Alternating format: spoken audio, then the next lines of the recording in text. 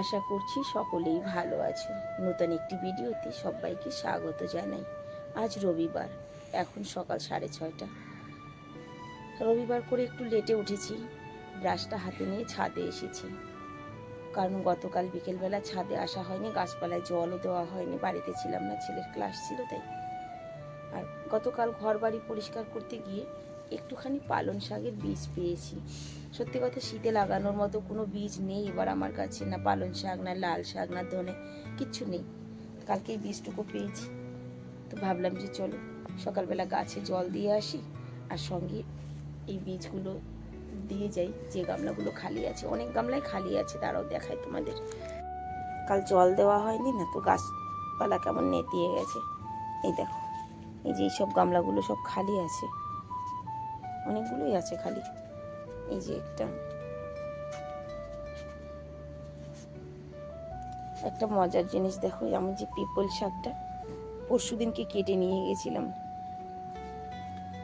আর খানিকটা রয়েছে। অ্যাকচুয়ালি আমি কাটতে চাইছিলাম না, কারণ কি এই গাছে ফুল এসেছে না, এই ফুলগুলো আমার দরকার, আমি তো বাজার থেকে কিনে আনি। তো দেখো, আজকে সকালে এসে দেখলাম ফুলগুলো পেকেছে। যদি আজকে বাদর না আসে, তাহলে কালকে হয়তো এই পাকা ফুলগুলো তোলা যাবে।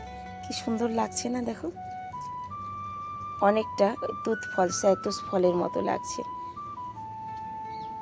অনেকগুলোই হয়েছে, বেশ ভালো বড় বড় হয়েছে।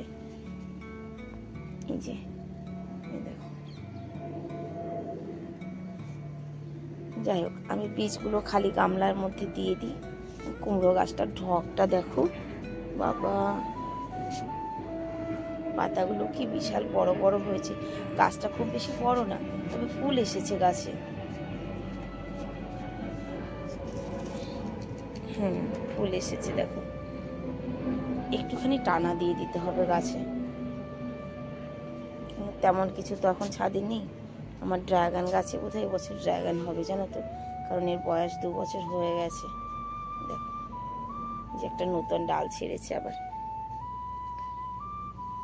দেখা যাক কি হয়, একটা হলেও যেন হয়। গাছটা কিনে এনেছিলাম এইটুকু একটা, মানে শুধু একটা ডাল কিনে এনেছিলাম, আমরা অনলাইনে এনেছিলাম। তো চলো, আমি বীজগুলো দিয়ে ব্রাশটা করে তারপর নিচে যাই। ওর বাপিরও আজকে শরীরটা ভালো না, সকাল থেকে গা ম্যাজ ম্যাজ করছে, বলছে। গিয়ে চা করি। ব্রাশ করে ছাদ বাগান থেকে একটুখানি সবজি কেটে নিয়ে যাচ্ছি। কয়েকটা পুঁই শাকের আগা আর একটুখানি কারি পাতা। ভাবছি পোহা বানাবো সকালে, তাই একটু কারি পাতা নিয়েছি আর পুঁই শাক নিয়ে যাচ্ছি, কারণ কি চিংড়ি মাছ আছে, মিষ্টি কুমড়ো এনেছে, আজকে একটু পুঁই শাক রান্না করব। আর এদিকে কুমড়ো গাছটাকে একটু টানা দিয়ে দিয়েছি দড়ি বেঁধে।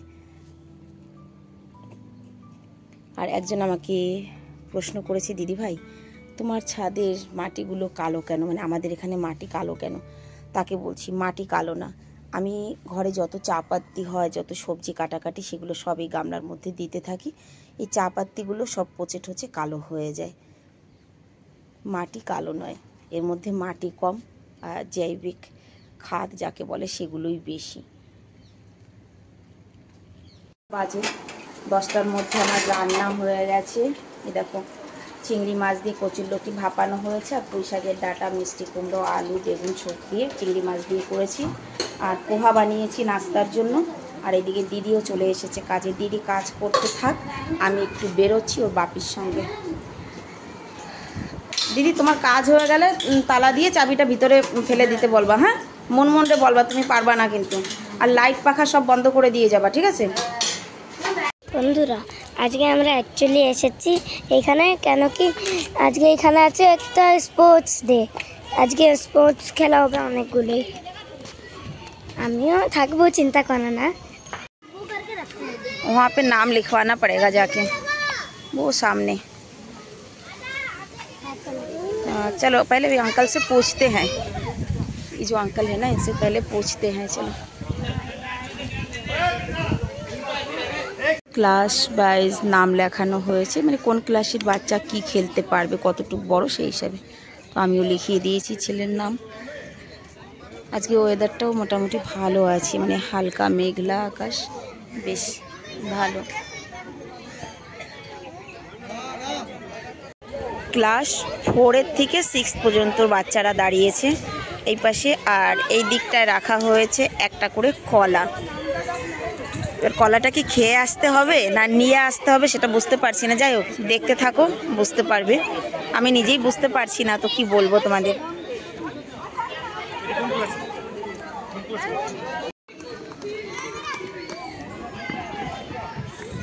একটা করে কলা রাখা হয়েছে, কলাটা ছুলে খেতে হবে, পুরো ফিনিশ করে তারপরে ওখান থেকে আসতে হবে।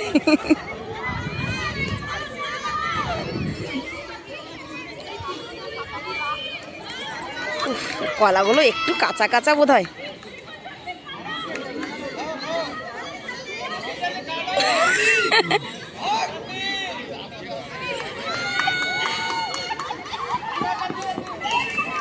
আমার ছেলে ফার্স্ট হয়েছে।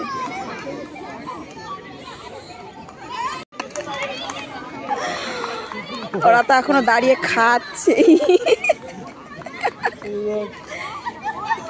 জেতা হারা যেমন তেমন, বাট এনজয়।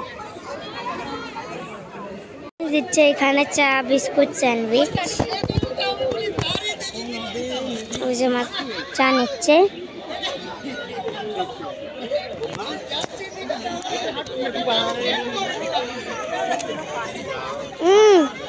স্যান্ডউইচ নাও।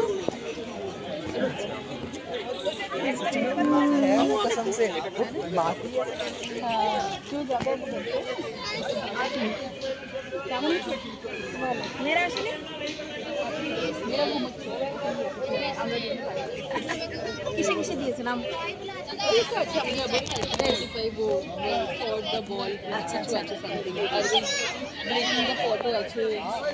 আমার ছেলেও বড়টা ঘুমাচ্ছে।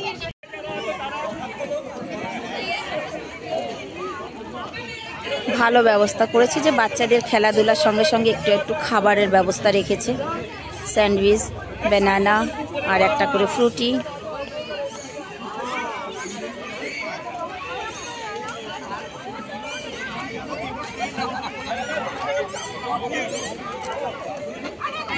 কি কি দিয়েছে? তাই, আচ্ছা খেয়ে নাও।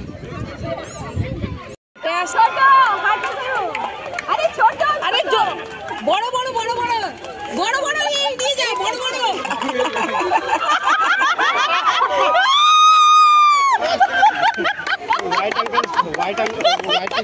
বড়দের জন্য একেবারে ইজি খেলা। সে কি, উনি তো রওনাই দেয়নি। আরে একজন দাঁড়িয়ে রয়েছে আর একজন চলে এসেছে।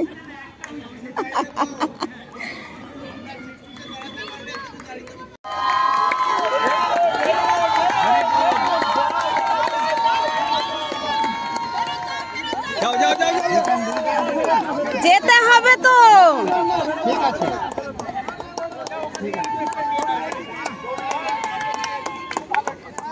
লেডিসরা যে দাঁড়িয়েছে, সত্যি একটা ইন্টারেস্টিং খেলা আছে। সেটা হচ্ছে চামচের উপরে গুলি রেখে মুখে চামচটা নিয়ে আসতে হবে। মানে খুবই ইন্টারেস্টিং খেলা কিন্তু এটা, ঠিক আছে।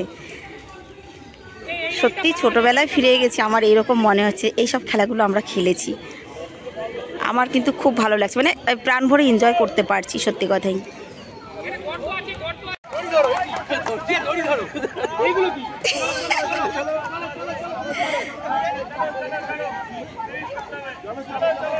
চামচের উপরে গুলি রেখে।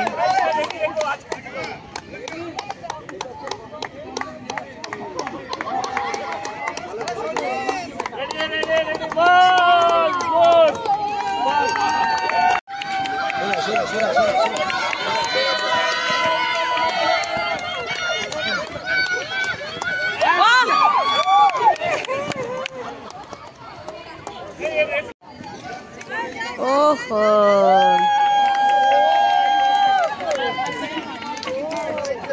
35+ রেস হলো এবার।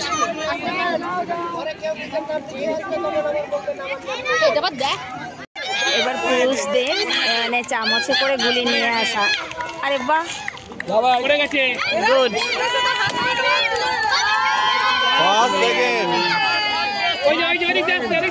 তো খুব ইন্টারেস্টিং একটা খেলা। সেটা হচ্ছে কাপল রেস। মানে একটা বেলুন দুজনের পেটের মাঝে রাখতে হবে, আর সেটা নিয়ে দুজনের সমান তালে হেঁটে আসতে হবে। বেলুন পড়ে গেলে কিন্তু হবে না। যাই হোক, দেখা যাক।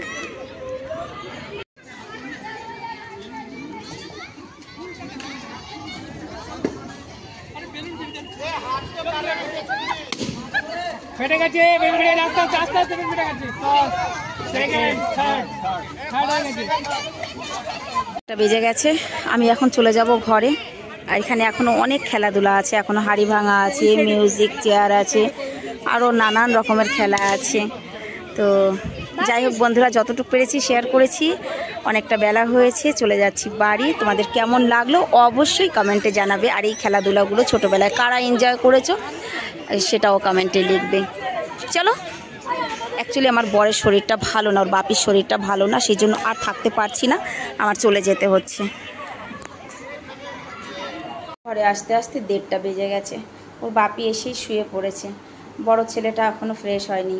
আর ছোট ছেলে বলল, মা আমি কিছু খাবো না, কারণ স্যান্ডউইচ, ব্যানানা, ফ্রুটি সব খেয়ে এসেছে। আর আমার পেয়েছে প্রচণ্ড খিদা, কিছু খাইনি।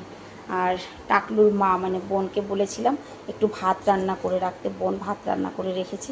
তো চলো এবার আমি খেয়ে নিই। সত্যি আমার খুব খিদে পেয়েছে। আর তারপরে কচুরলতি রান্না হয়েছে, যেটা আমার খুব প্রিয়, কচুরলতি ভাপানোটা, তাও আবার চিংড়ি মাছ দিয়ে। আমি ভাতটা খেয়ে নিই। কথা বলবো, ছাদের পুঁই শাকগুলো বলছিলাম, মানে পুঁই শাকের ডাঁটাগুলো এত ভালো লাগছে খেতে, অপূর্ব।